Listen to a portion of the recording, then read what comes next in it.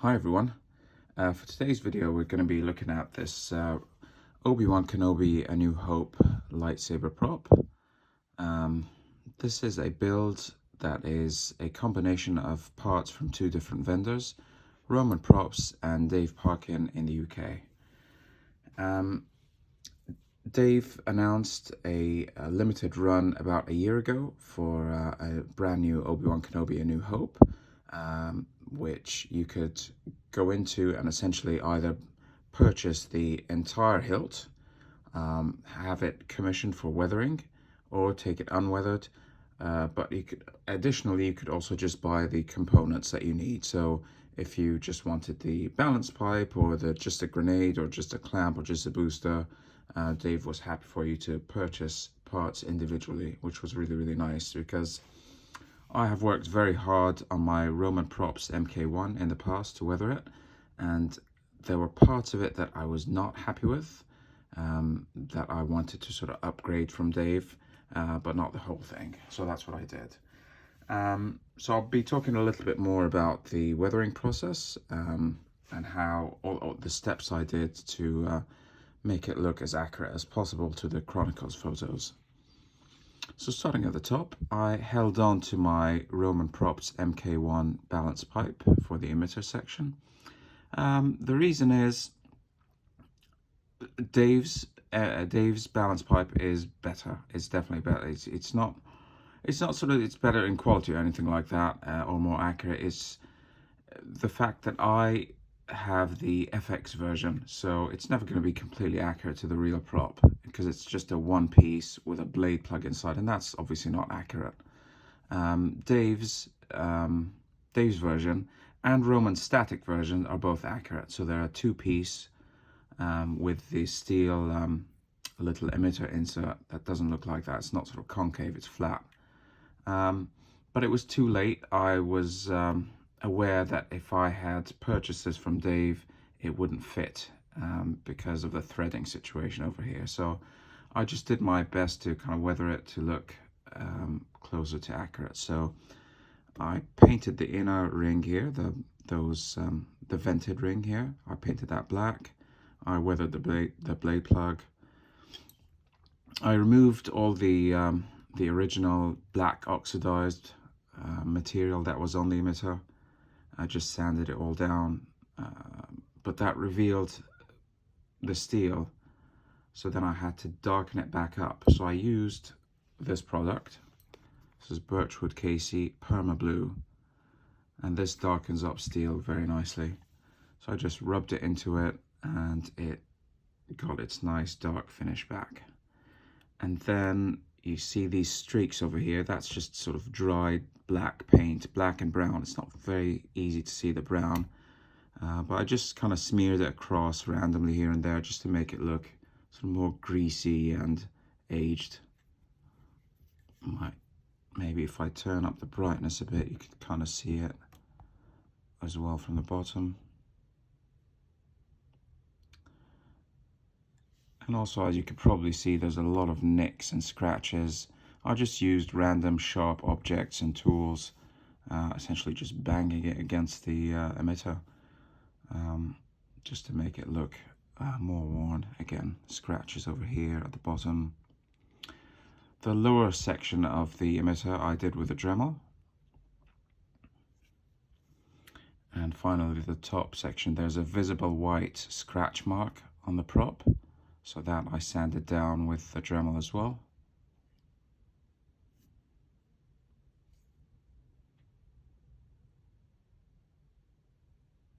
And that's it for the emitter. Very helpfully, Dave supplied these two reference photos with each of his, for anyway, even if you just bought the parts and not the whole hilt. It's very, very nice of him. He supplied these two photos. This is the original prop from the Chronicles book, but it's been digitally colorized by Dave himself. He sort of looked at hundreds of photos, because the Chronicles photos are black and white. So he went ahead and colorized them just to give us a bit of a reference to look at when we're weathering and painting our own sabers. So it was very helpful indeed, because I used these to try to match the shading and the weathering on some of my parts. For the brass neck section, I left the top portion pretty bare brass, and the lower section I darkened up with brass black. This seems to be accurate for Dave's interpretation, at least. The wind vane section, again, these are all Romans parts. The wind vane I bent in places, and then I applied this brown tape that was again sent to me by Dave. This is the stamped wind vane. And I just cut up some parts, added a little bit of scratches and brass black, just again to weather it and make it look more used. This seems to be similar to what Dave has in these pictures.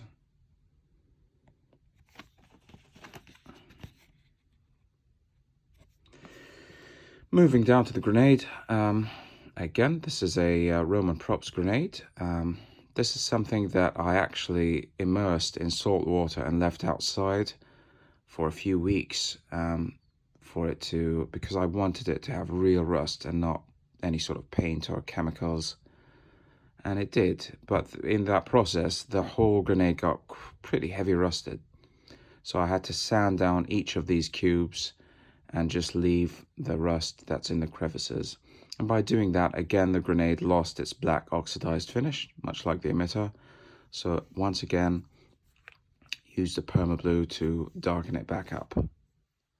I then added some random scratches and nicks, which may or may not be visible on camera. Just all around it, hitting it randomly with sharp metallic objects. That seems to do the trick.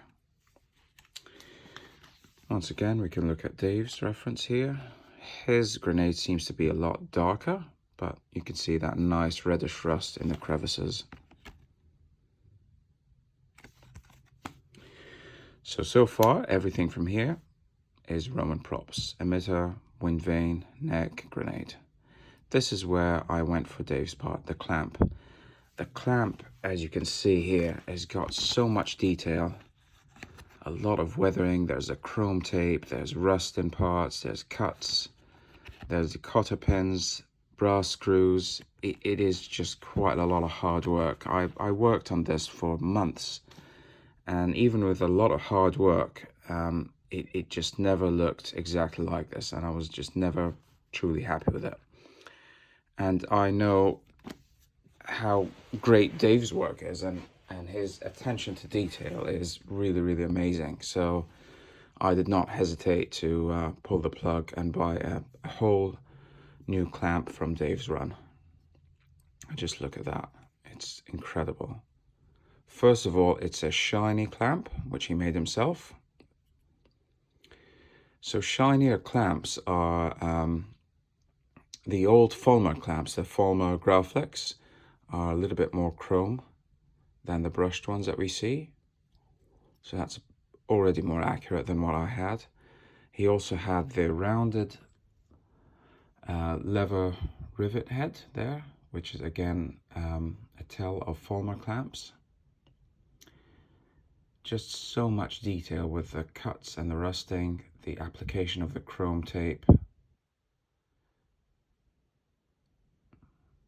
the brass screw. Obviously one is over there, one is on the other side here, and the cotter pins. These were drilled in, and then he supplied the cotter pins, which I applied. I cut and put them in the appropriate positions.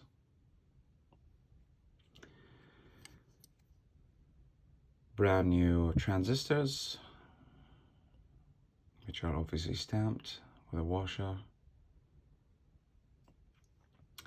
And a new bubble strip from OWK, which is a exact replica of the vintage Exactra bubble strip. And notice here it's a little bit shorter on top than on the bottom, which is accurate for this prop. So just attention to tiny, tiny little details like that just really makes all the difference. So I'm extremely happy with this clamp, and I just could not achieve this result by myself, just to cut the chrome tape in this fashion. I was very relieved that the clamp actually worked with my Roman parts, but I wasn't too worried because Graflex clamps are standard, so there wouldn't have been any reason why it shouldn't work. But I did run into a couple of things where the pins wouldn't insert properly, and when I screwed this down all the way, the screws popped out a bit, but it wasn't anything I couldn't fix. Just comparing the clamp to the reference photos. Obviously this is going to be identical because this is what Dave worked based on.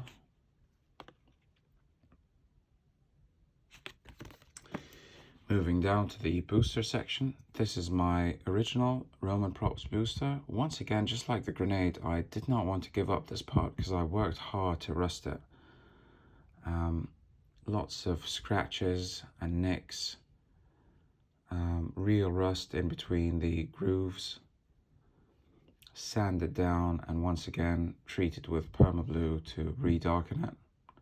I quite liked this booster of mine. I didn't really want to.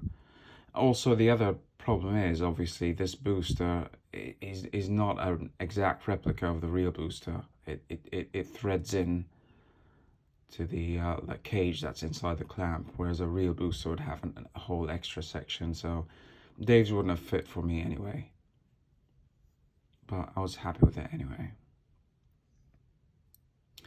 And finally, the pommel section, or the hand wheel. This I could have left Romans because there's not much to tell about this, but I did do this diagonal scratch. I got it wrong. I messed it up somehow. So I just thought, you know what, just get a new hand wheel. So I purchased Dave's. The cup that holds it against the end of the booster doesn't work. So I used the internal cup from Romans and the rest of the parts from Dave. So this sleeve with the cubes on it, the cap, yeah, that's it basically. The D-ring is actually a vintage. I got from a member of Facebook, one of the Facebook groups. It's an accurate vintage D-ring. It has the right size and dimensions.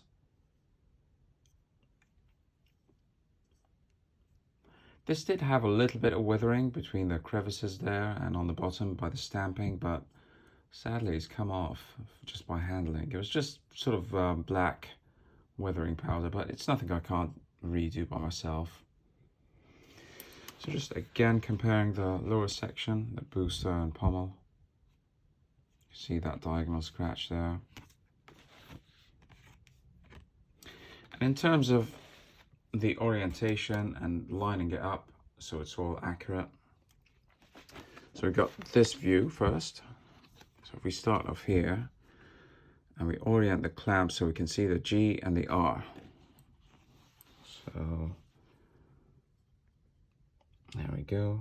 There's the G and there's the R. And if we can rotate those that way, we want it to match up. So starting at the top, and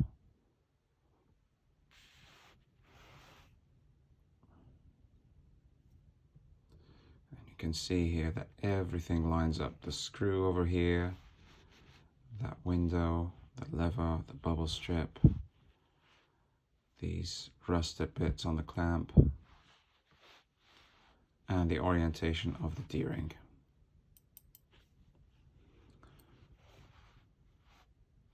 Also that little hole there that's on top of the neck over here, you can see it oriented towards the top on both. And if we look at the other view, this one, here we can see the LEX of the Graflex. So if we just move this around so it faces sort of that way.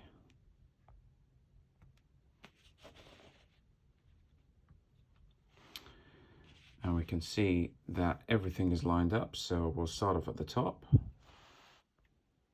If you look over here, there's that little pin right there on the just below the wind vane, and that lines up more or less with the transistors, same as mine, pin and transistors, and the transistors line up more or less with the diagonal scratch in the pommel. There you go. The transistors are oriented so that the stamping, the ME, the top one is facing up and the bottom one is facing down, like that. And those are the little alignment things that I was looking at to get everything to look accurate.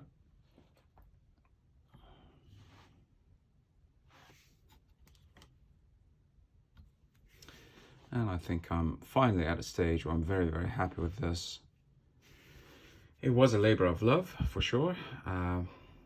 Parts from two different vendors don't always match, don't always fit together, aren't always compatible, but in this case, everything finally worked. I would have gone for the whole assembly from Dave, because I've seen pictures from friends and other members who have bought Dave's entire hilt commission, and it looks absolutely stunning. Definitely looks better than mine. But at the time, due to finances and also due to me just working so hard on the grenade and booster and emitter, I just kind of didn't want to give them up. As I say, the clamp I was definitely not happy with. So unfortunately, I just kind of made a difficult decision to just do a combination of parts. But in the end, I think we achieved a decent result. Yeah, so that's all I have to say about this one. Obi-Wan Kenobi, A New Hope, Chronicles look, heavily weathered. A really great display piece to add to the collection. Well, thank you very much for watching. I hope you've enjoyed the video. Please feel free to reach out with any questions or comments as usual, and I will see you in the next one.